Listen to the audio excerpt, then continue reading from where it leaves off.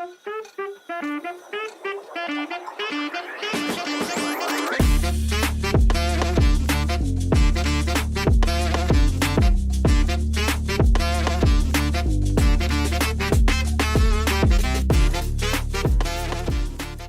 kayo mga friend, kayo ba pag may taniman kayong malawak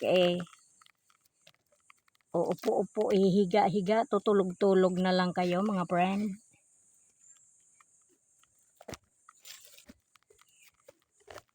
Kasi kami, lumaki kami sa, hindi naman kami mayaman, mahirap lang din kami doon sa probinsya, kaya sanay kami sa hirap ba.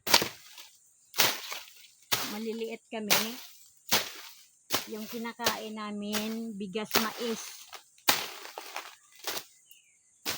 kasi wala naman kaming sakahan na malawak. Ang taniman namin ano lang, sa bundok ba na hindi naman bundok na bundok, parang ganito din. Ay, patag lang din mga friend. Pero sinanay kasi kami ng mga magulang namin na magbanat ng buto. Kaya sipag-sipag ba.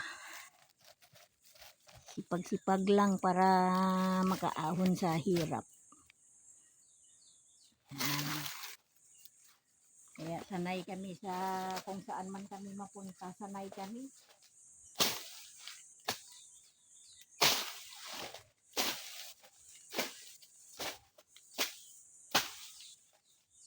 Hindi kami pag tag-ulan, ang trabaho namin sa palayan. Pag ganitong summer, naman sa tubuhan, harvest ng tubo, harvest, tanim, damo, ganyan ang trabaho namin sa probinsya. Kaya sanay kami sa trabahong ganito ba.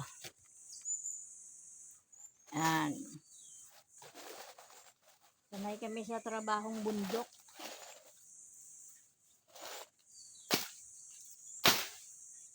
Ako sa totoo lang, parang pag labas ko sa mundo, trabaho na kaagad ang nalaman ko eh. Parang hindi ako nabubuhay na wala akong trabaho at hindi ako nagkakapera.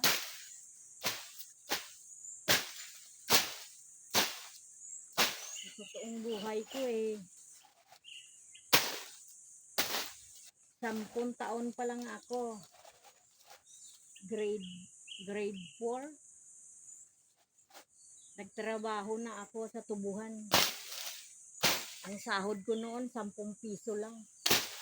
Pero tiyaga akong nagtrabaho kahit na hindi ako pinapayagan. Hindi ako pinapayagan ni Papa magtrabaho kasi bata pa nga. Kaya ko na eh. Gusto ko kasi magkaroon ng sarili kong pera. Ayaw ko nang hihingi ako sa magulang ko, kaya magawa ko ng paraan na magtrabaho. Yan ay yung katawan ko, nasanay sa trabaho. Kami lahat na magkapatid.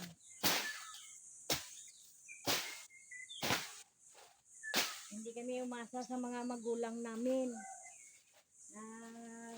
Sikap talaga kami. Kaya kahit wala kaming malawak na lupain at saka malawak na palayan, mabubuhay kami na maayos. Hindi kami na uubusan ng pagkain.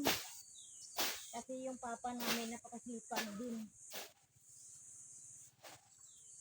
Alas 4 pa lang ng madaling araw yan. Andoon na siya sa namin, sa taniman, nagalinis na yan. Alas 4 pa lang. kalabaw. Ayan, gana, gagapas na yan siya. Pagdating ng alas 8 hanggang alas 10, linis na yan lahat yung taniman namin. Pag ganyan na si Papa, gising na. Saka pupunta na sa bukid. Sunod na rin kami niyan, lahat ng mga magkakapatid. Tulong-tulong kami. Pag nakita namin niya si Papa na may dala na itak, may dala na tanggamas, ginigising ko na yan yung mga kapatid ko. O di, saglit lang, tapos. Pag-uwi namin yan eh. Linis na. Tuyo na yan yung damo. Sigaan na yan. Pagka siga yan, araruhin. Pagka araro, tanim na ng kamuting kahoy, kamuting baging, mani, ganyan. Pag nagtanim kasi si Papa ng kamuting kahoy, may mais yan sa gitna. May tanim yan na mais sa gitna. Pag nagtanim naman siya ng kamuti baging, mani naman ang kasama niya. Yan ay hindi kami nagugutuman. Hindi kami na kagaya sa iba na parang ano na yun? Saan tawag kasi sa amin yan? Nagadalang ba? Ano tawag nito? Umaasa lang ba sa iba na katamaran lang ba? Umaasa lang sa iba. Sa probinsya kasi pwede kang manghingi ng tanim eh. Kunyari, nag-harvest ng kamuting kahoy. Kung wala kang tanim, pwede ka humingi ng mga reject nila. Mag-harvest ng kamuti baging. Yon. Mga reject yan, binibigay din yung mga kapitbahay. Pati mga gulay. Kagaya ngayon, ay tuyo na yung palayan doon sa amin, sa probinsya. Ang project naman ng mga kapatid ko ngayon doon, gulay. Gulay naman sila.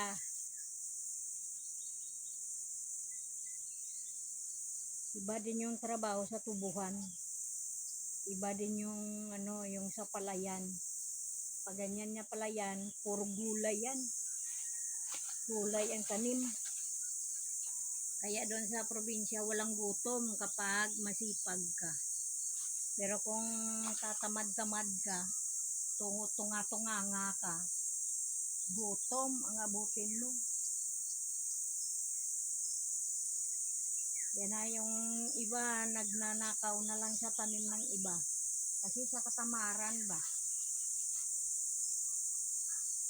Yung mga bakod ko dito, naganda sira na naman Ayos ko lang yan ng pagbaba eh. Naganda balik-baliktad na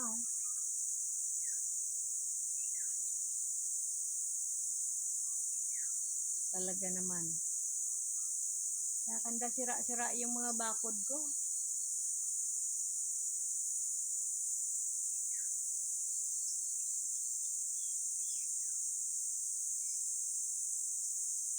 Pero may barbwire yan yung bakod ko na yan, may mga barbwire yan. Magaling sila magsira ng bakod.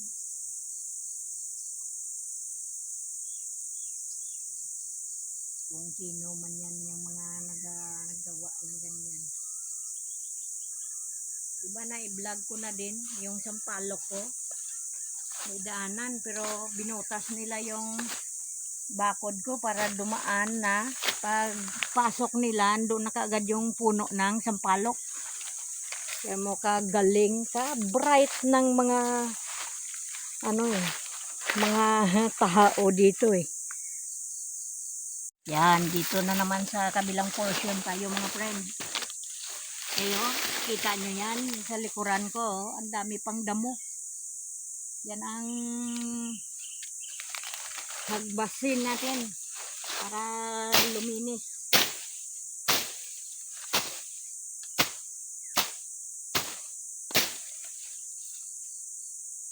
Ang tawag ko dyan sa mga taong ganyan, mga friend, yung mga kapasok-pasok ba sa teritoryo mo, nangunguha ng mga tanim mo,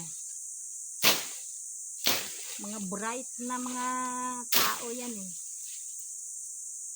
Kasi hindi nila yan magawa kung hindi sila bright eh.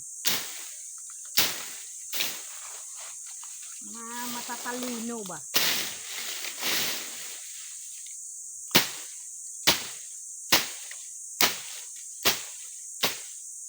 Sisirain nila yung bakod mo para pasukin lang yung teritoryo mo.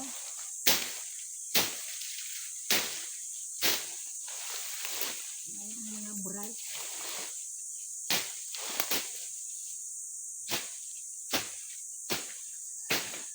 Bright na bright talaga yung mga ganyan mga tao.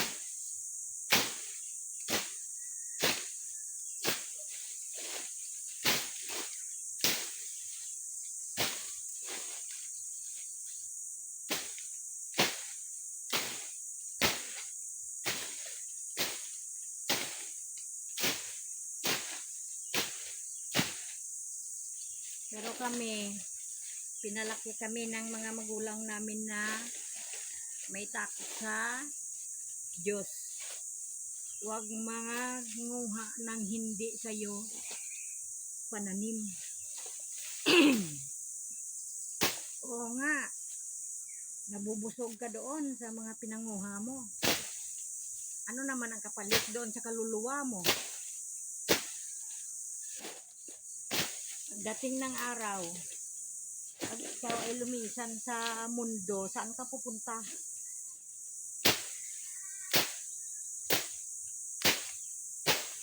Sa langit, sa dagatan, sa dagat-dagatang apoy. Kasi kung ano daw ang ginagawa mo dito sa lupa, yun din ang parusa mo dun sa langit.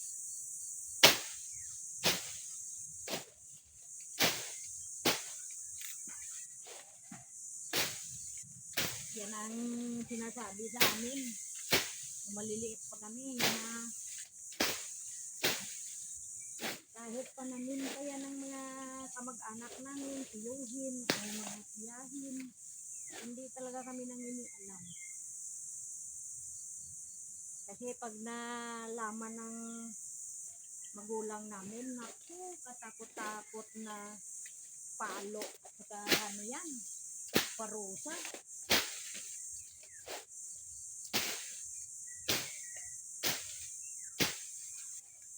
Yan na nagsisipag kami. Nagsipag kami magtanim. Ako lumaki ako sa sumasama kasi kay mama ng nagtitinda ng gulay. Yung mga kapatid kong lalaki, yung mga panganay, tatanim sila ng mga gulay. Tapos tulong-tulong kami mga maliliit na nagdidilig.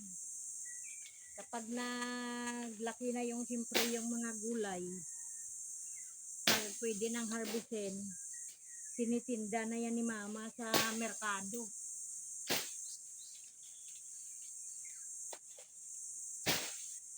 Sumasama ako yan. Taggutom dito sa bundok, kaya yung mga pananim namin, kalahating ekarya yung tinaniman ng kamuting kahoy. Kalain nyo ba ang kalahating ekarya, nangalahati na din? Hindi pa nakakuha yung nagtanim. Ang kinukuha lang ng nagtanim, dala lang siya ng paila-ilang kilo para pangkain nila. Kasi wala siyang sasakyan na makargahan.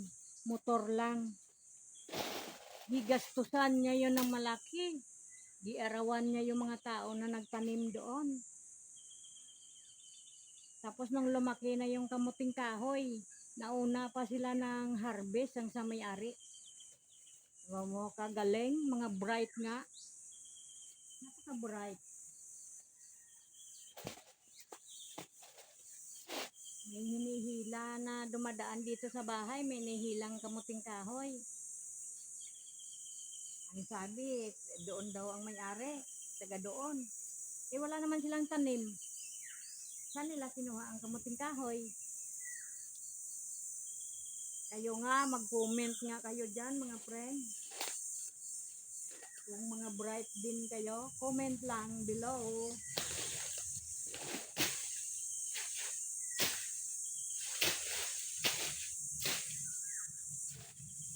Yung mga anak ko kasi may mga trabaho din kasi sila eh. Kaya hindi sila basta-basta din nag-aakyat dito. Estudyante pa kasi. Pero kapag nag-graduate na yung college ko, yung bunso na lang ang pwede na kami basta naka-stay dito. Hit 12 na yung bunso ko eh. Kaya ito naman yung kuya niya. Next year, gagraduate na rin ng college sa awa ng Diyos. At saka sa mga sponsor kong mababait, kahit naghirap sila ng trabaho sa ibang bansa, mga OFW, may mga mabutihing puso, binigyan nila ng support si Prince. Shout out kay Ma'am Erlinda Official Vlog, kay Jiki Gaming, Ma'am Edita Mix Vlog, kay Ma'am G ng Middle East, kay Ma'am LB ng Barin, LB ng Dubai. Shout out sa lahat, si Nora, Ma'am Nora Brian, shout out po Ma'am Nora, pagaling ka sa iyong karamdaman, nawa tawaan ka ng Diyos na lumakas ang katawan at saka mapaglabanan ng ating mga karamdaman. Lahat naman tayo may karamdaman sa katawan, pero bigyan sana tayo pa ng mahabang buhay at saka malakas na pangangatawan. Si Ma'am Asuncion Encarnacion, din po yan, patient survivor din yan, tsaka asawa niyang si Sir Jose Mine.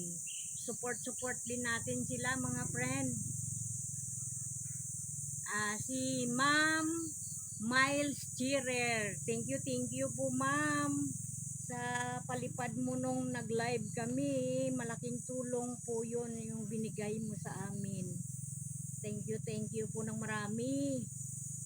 Nawa lahat ng mga sponsor, supporters namin, bigyan ng malakas na pangatawan at ilayo sa mga masamang karamdaman, ilayo sa disgrasya.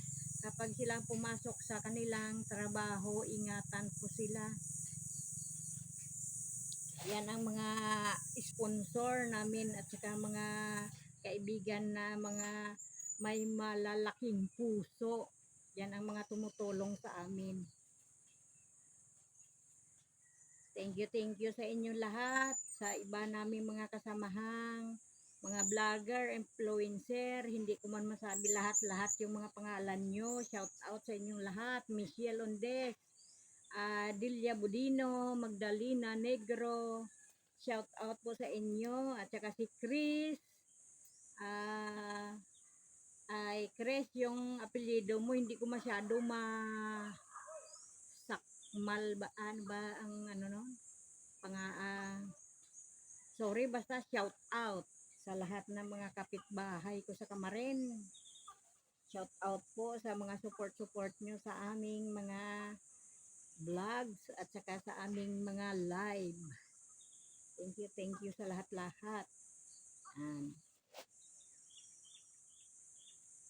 Sa mga mamutihing mga sponsor namin, thank you ng marami. God bless you all mga friend. Thank you.